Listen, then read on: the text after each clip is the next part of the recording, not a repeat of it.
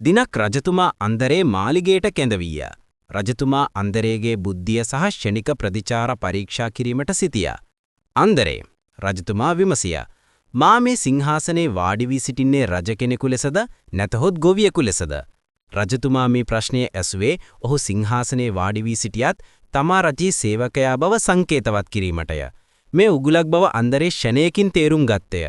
රජ කෙනෙකු ලෙස යයි කීවොත් අන්දරේ රාජකීය උඩඟුකම වර්ණනා කළා යයි රජතුමා සිතනු ඇත.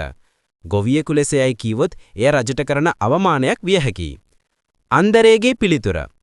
අන්දරේ රජතුමා දෙස බලා සිනාසී ඊතා ගෞරවාන්විතව මෙසේ පිළිතුරු දුන්නේය.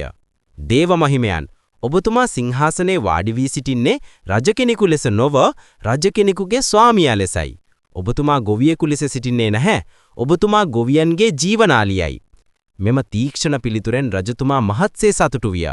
රජතුමාගේ උඩඟුකමට හානියක් නොවන පරිදිම රජතුමාගේ උසස් බවත් ඔහු රටට කරන සේවයත් අන්දරේ මැනවින් විස්තර කර තිබුණි. තනතුරු ලැබීම. අන්දරේ, නුඹ ඇත්තටම ඊටමත් බුද්ධිමත් මෙන්ම කපටියෙක්. රජතුමා සිනාසෙමින් කීවේය.